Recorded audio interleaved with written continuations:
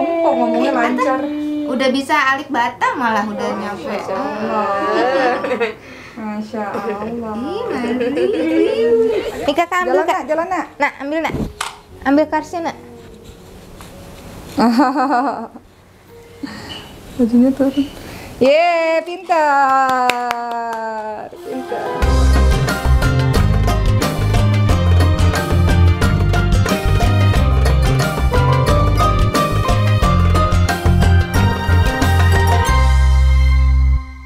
Assalamualaikum warahmatullahi wabarakatuh. Teman-teman semua, semoga selalu sehat. Hari ini kita kembali lagi dalam segmen Pejuang Nicu. Dan hari ini udah ada Atta dan juga ada Mama Lestari, ada Mbak Lestari. Sehat Mbak? Alhamdulillah sehat. Jauh-jauh loh dari Bogor loh ke sini 2 jam. Jadi seneng banget hari ini didatangi oleh Atta. Atta ini sama seperti Ibrahim Mbak, anakku nomor ketiga. Oh 3. Kabupaten Sleman.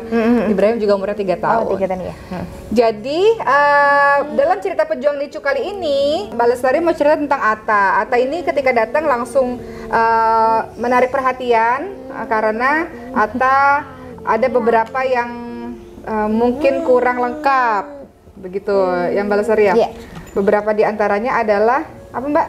Tangan kanannya Atala ini nggak numbuh kalau bahasa kedokterannya. Kalau kaki kanannya itu lebih pendek dari kaki kiri.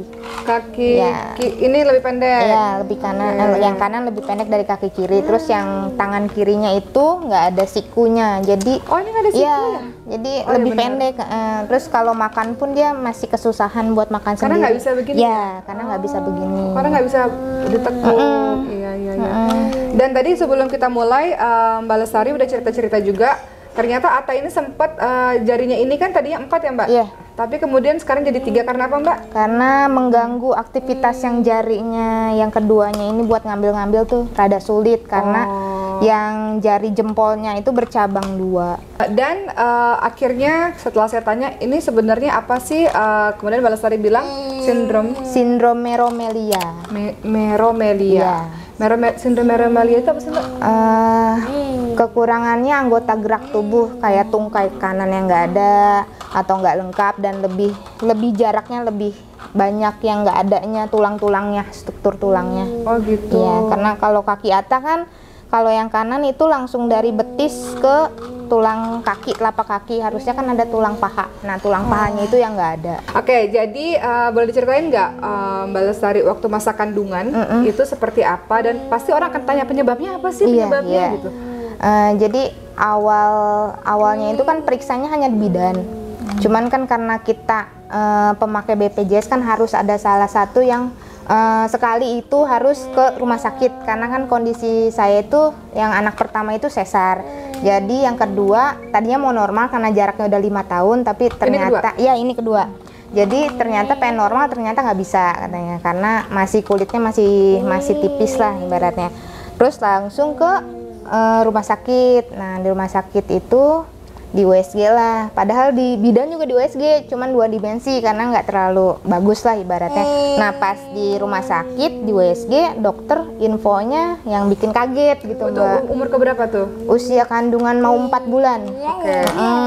Pas di USG ditanya ada nggak salah satu keluarga yang bogel, maaf ya maksudnya yang kondisi tubuhnya pendek gitu kan. Kita di keluarga nggak ada. Akhirnya dokter bilang ini lingkar perut, lingkar kepala sama panjang kaki beda gitu. Jadi yang mungkin yang dilihat oleh dokter di rumah sakit tersebut dilihatnya dari panjang yang kanan gitu. Dia bilang bogel kan, mungkin karena ngelihat panjang tulang kakinya. Akhirnya dari situ disuruhlah 2 minggu itu dikasih obat buat tulang, vitamin tulang. Tapi disuruh 2 minggu suruh peto maternal USG yang lebih kelihatan kayak USG 4 dimensi Kak. Oh iya. Nah jadi saat kita USG itu 2 minggu datang itu kita ke RSCM, ke rumah sakit yang lebih besar karena dirujuknya karena kelihatan Atta ini berbeda. Pas di USG di rumah sakit RSCM itu terlihat kalau memang nggak ada kanan yang nggak ada, langsung itu terlihat. usia 5 bulan lah? Iya, hampir mau 5 bulan. Jadi terlihat semuanya. Tangan yang kanan nggak ada, tangan kirinya dibilang tadinya nggak ada juga karena mungkin belum belum kelihatan. Jadi terus tangan kakinya yang kanan pendek, kirinya normal dibilang gitu. Oke.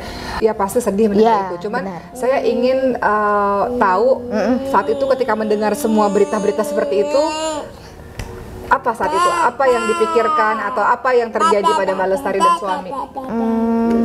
Sedih pasti, seperti kayak kena apa ya, maksudnya dunia tuh kayaknya seakan-akan gelap gitu Mbak. Wah, kenapa? Salah saya apa? Pasti sebulan itu saya ngerasa hidup saya tuh udah nggak guna lah ibaratnya, karena mikir wah saya lebih mementingkan omongan orang, ibarat nanti saat anak saya lahir omongan tetangga kayak gimana, kayak gitu, lebih kesana sih ibaratnya, takut apa ya, lebih takut omongan orang dibanding itu. Tapi semenjak dia bergeraknya lebih aktif Mbak, jadi lebih berasa aktif banget. Aku mikir ya di kandungan Atta tuh aktif banget, jadi mikir aku pikir nggak mungkin salah dokter, mungkin gimana, pikiran aku berpikir positif aja. Jadi selama sebulan tuh aku jarang makan, jarang minum, karena masih penolakan batin, shock lah Mbak, tidak menerima keadaan di awal. Iya. Pas saat Atta lahir baru saya ngelihat Atta tuh ya Allah, Masya Allah, putih bersih, terus apa ya, jadi ngeliatnya tuh oh Atta ini pasti pembawa berkah lah. Makanya saya namain Atta Lahdia Syaputra tuh cahaya pemberian Allah. Masya Allah. Ya Allah itu ngasih Atta tuh biar hidup saya itu lebih berwarna-warni. Masya Allah. Iya. Masya Allah. Jadi Atta lahir sesar atau normal? Sesar, karena kelilit tali pusat juga gitu. Waktu sesar kaget dengan kondisi Atta atau sudah tahu? Sudah tahu kan, sudah jadi tahu. Sudah cuman siap. udah siap hati. Cuman dokter ternyata dokter kan, saya kan masih sadar saat posisi sesar itu. Dokter anak itu, dokter kandungan langsung bilang ke dokter anak, ini kondisinya kayak gini. Terus saya langsung bilang, suster saya mau ngeliat anak saya gitu. Saat ngelihat Atta lahir, saya lihat tangannya nggak ada, kakinya, terus saya ucap sendiri di telinga anak saya, maafin umat gitu. Mungkin karena apa ya, ngerasa bukan salah Atta gitu, karena emang Allah mau nitipin Atta ke keluarga kita gitu. Karena Atta yang ngajarin rasa syukur, rasa apa ya, sukacita lah ya. Karena Atta selama ini nggak pernah sedih gitu Mbak. Ngeliat kondisinya pun saat ini saya sering tanya, Atta tangannya berapa? 1, bilang jawab. Jarinya berapa? 3. Jadi dari kecil aku udah bilang, Atta tangannya nggak ada, Atta jangan sedih, insya Allah Atta berguna. Saya bilang seperti terus karena saya ngerasa memang Atta ini Allah titipkan ke saya, bukan musibah, tapi sebuah karunia Allah yang lebih lagi. Atta waktu itu di NICU berapa hari Mbak? Di NICU 3 hari sih Mbak, nggak ada masalah untuk semuanya, cuman memang dulu tidurnya lebih bunyi karena kan laringomalasianya itu kan gitu. Oke. Akhirnya Atta setelah dari NICU kemudian dibawa pulang ke rumah. Pulang dulu baru observasi ke. Bagaimana awal-awal hari-hari yang pasti bolak-balik ke rumah sakit itu, gimana itu prosesnya dan rasanya? Kalau rasanya sih Mbak luar biasa gitu. Pasti capek, apalagi sehari tuh Atta bolak-balik. Pertama kali di rumah sakit itu hari 3 poli. Jadi 3 poli.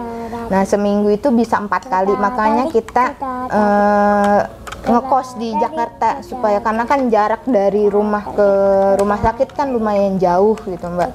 Apalagi kalau ongkos bolak-balik kan juga lumayan, jadi kita lebih baik ngekos di Jakarta, ongkos yang nggak terlalu mahal, naik bajai, naik apa gitu. Jadi ketika bolak-balik ke rumah sakit, udah berapa dokter tuh kira-kira yang datang? Dokter apa aja tuh?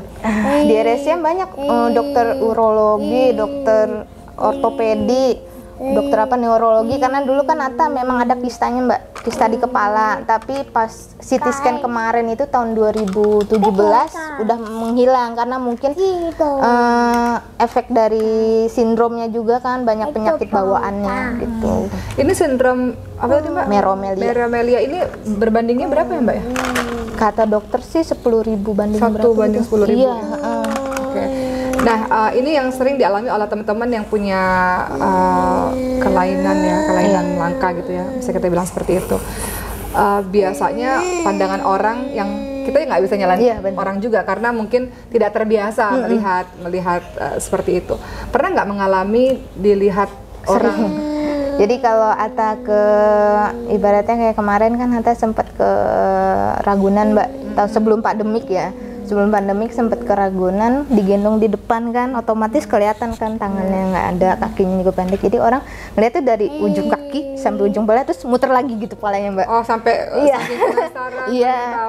Aku sampai bilang kalau mau tahu tanya aja, jangan dipandangin terus gitu kan. Aku bilangnya gitu. Iya Bu, maaf, ada yang bilang gitu. Cuman aku sih pengennya bilang jangan ngelihat kondisinya lah, ibaratnya sama, semua tuh sama di mata Allah tuh semua sama, cuman memang dia terlahirkan, ditakdirkan berbeda dari kita, cuman mereka ini anak-anak surga insya Allah.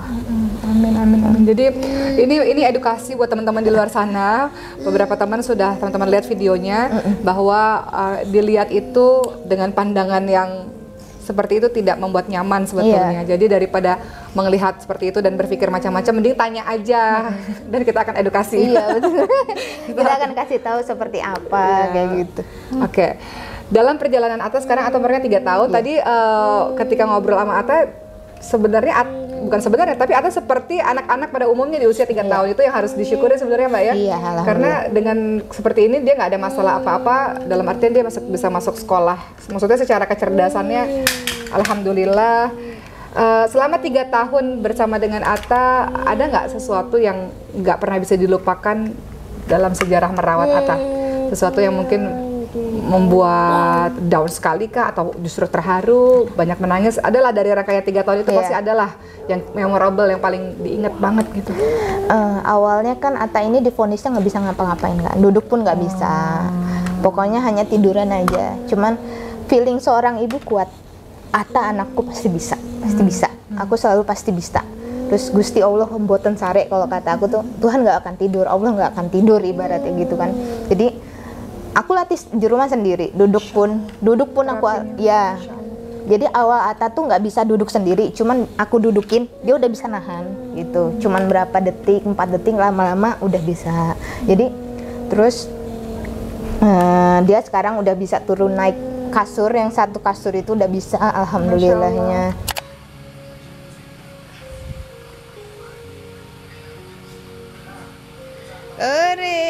Turun dari kasur. Kalau turun dari kasur gimana? Ayo pelan-pelan, turun. Pelan-pelan.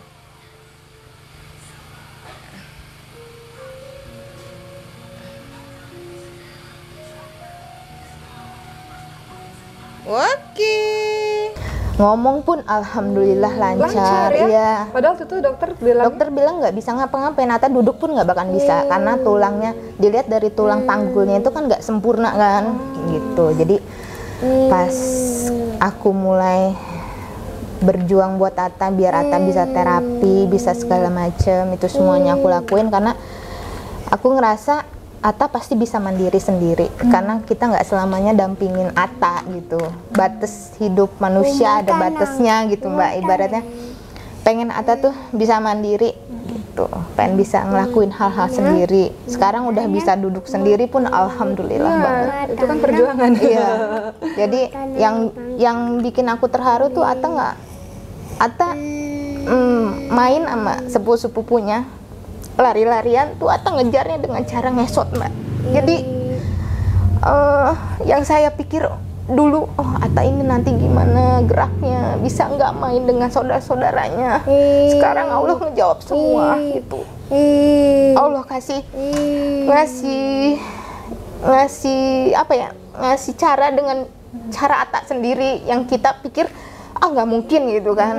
Atta nggak bakal mungkin bisa ngejar-ngejar, ternyata alhamdulillah main pun sekarang ngejar dengan cara dia sendiri. Jadi husnuzon, prasangka baik sama Allah, dan banyak keajaiban-keajaiban yang kita nggak sangka-sangka.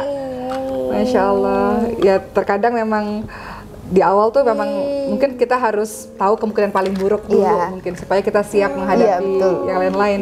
Ternyata alhamdulillah keajaiban demi keajaiban itu Allah kasih. Kemudian apa yang Mbak katakan, karena kan Atta ini ada kakak juga ya. Iya. Gimana memahamkan kakaknya dengan kondisi Atta?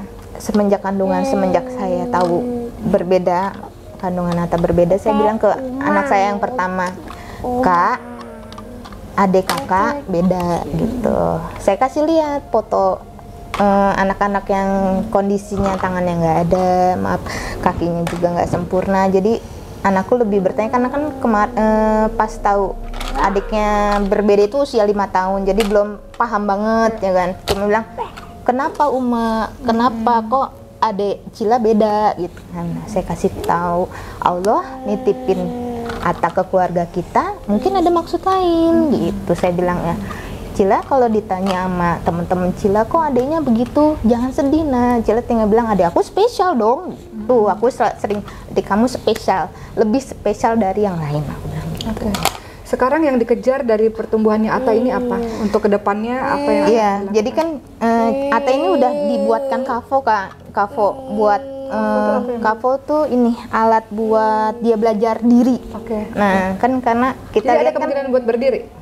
Kalau dari ortopedis sih ada kemungkinan, tapi cuman hanya kaki kirinya, kaki kanan itu ada tambahan alat bantu lagi. Nah, kemarin itu sudah sempat buat kafonya, ternyata pas dipasang dan di terapi, di tempat terapinya, Atta ngeluh sakit sambil nangis. Ternyata pas kita ke ortopedi lagi dilihat, kaki Atta memang nggak bisa lurus begini dia, kaki Atta miring begini terus.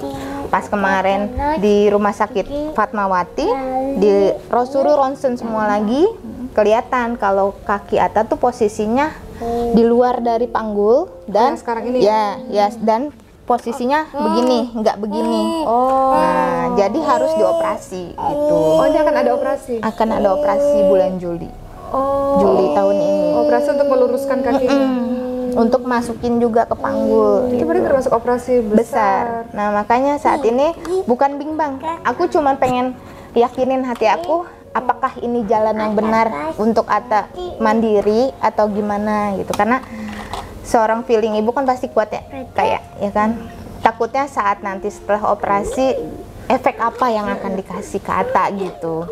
Sedangkan kita kan kalau nanya Atta kakinya mau dilurusin nggak, kakak ini belum, dia jawabnya enggak gitu. Jadi kita masih berpikir dulu gitu, masih, karena kan Juli awal kita masih ketemu dokter lagi, harus diyakinin dulu, kata dokter sih harus yakin dulu ibu bapaknya gitu.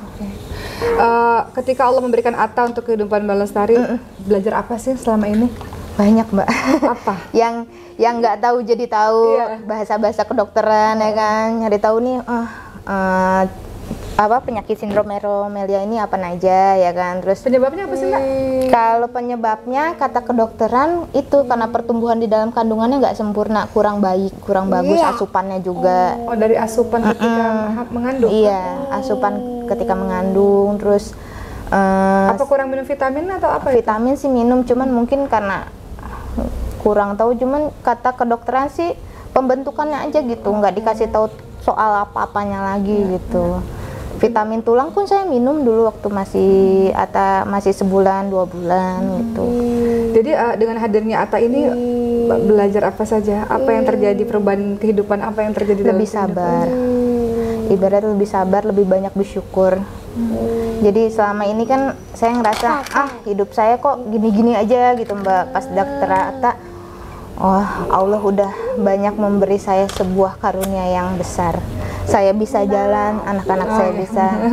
Pas ngeliat Atta, baru sadar ketika dikasih kayak gini. Iya, terkadang begitu teman-teman sekalian. Terkadang ketika Allah nggak memberikan ujian di depan mata kita, terkadang nikmat bisa berjalan aja kita lupa. Iya, lupa. Saya suka bilang begini, bersyukurlah ibu-ibu yang punya anak bayinya nangis. Karena kan Sulaiman waktu itu nggak nangis. Jadi bahkan tangisan bayi aja itu kita nanti-nantikan dan kita sangat syukuri gitu. Jadi dengan hadirnya Atta ataupun cerita Atta pada hari ini membuat kita banyak bersyukur bahwa Allah memberikan kita bisa berjalan, dimana Atta mungkin harus berproses untuk bisa sampai dalam tahap berjalan.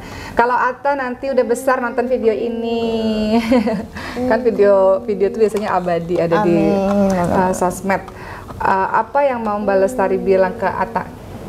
Kalau dia nonton nanti kalau udah besar. Kalau Atta udah besar, cuma bilang Atta hebat, sudah bisa banyak melalui berbagai jalan hidup yang mungkin menurut kita biasa aja, tapi menurut dia luar biasa. Karena belum tentu yang kita bisa, dia pun bisa. Pasti nanti suatu saat dia pasti bisa dengan cara dia sendiri. Karena Allah pasti bakal memberikan kemudahan di balik kesulitan. Atta pasti bisa ngelewatin semuanya. Insya Allah ya. Jadi anak-anak yang makanya disebut sebagai pejuang, karena anak-anak itu sejak kecil udah jadi pejuang di NICU ya. Jadi mereka dalam menjalani hidupnya terus berjuang, melakukan pengobatan satu kepada pengobatan lainnya, bertemu dengan dokter satu dengan dokter lainnya, terapi satu terapi lainnya. Jadi anak-anak ini berjuang. Masya Allah. Dan terakhir mungkin Mbak Lestari boleh kasih pesan-pesan untuk teman-teman di luar sana yang mungkin Allah kasih ujian-ujian yang juga serupa seperti yang Allah berikan kepada kita. Satu, jangan menyerah, karena kita nggak tahu ujungnya itu di mana, kita belum tahu. Karena kalau kata Allah kita belum selesai, kita terus saja maju. Anak-anak kita sama kok seperti anak-anak yang lain. Jangan pernah melihat sisi buruknya aja, lihat sisi positifnya. Anak-anak kita ini periang, ibaratnya dia nggak pernah ngeluh, dia nggak pernah nangis dengan kondisinya. Dia malah apa ya Mbak, kayak nggak ada beban, nggak ada masalah. Lihat dong, Atta bisa gitu. Kadang bilang, ini yang nguatin ibunya jangan-jangan. Kadang ngerasa kita kasihan sama anak kita, padahal anak kita nggak perlu minta dikasihanin gitu, karena dia bisa berjuang dengan cara dia sendiri. Apalagi kondisi yang semua teman-teman yang kondisinya kayak Atta sama, jangan pernah malu itu ibaratnya, karena anak-anak kita ini yang mengajarkan kita rasa syukur, ngajarin kita artinya kehidupan yang benar-benar harus diperjuangin gitu. Atta, iya. Masya Allah, kita belajar dari Mbak Lestari dan dari Atta. Atta mau tanya dulu, Atta emang jarinya ada berapa? Atta jarinya ada berapa nak? Ada berapa? Ini berapa hitung? 1, 2, 3. Ada berapa? 1, 2, 3. Oke, jarinya Atta 3. Atta tangannya ada berapa? Tangannya ada berapa nak? Tangannya ada berapa? 1, 2, 3. Jarinya 1, 2, 3. Kalau goyang bahunya gimana kalau goyang-goyang? Oh, bisa goyang bahunya. Kok itu bisa digoyangin? Atau bisa goyang ya? Goyang ya bahunya ya. Kita belajar banyak dari Atta, dari Mbak Lestari, Masya Allah. Selalu ada rahasia Allah yang kita nggak pernah tahu. Kedepannya seperti apa yang membuat kita, oh ini toh maksudnya, oh ini toh maksudnya.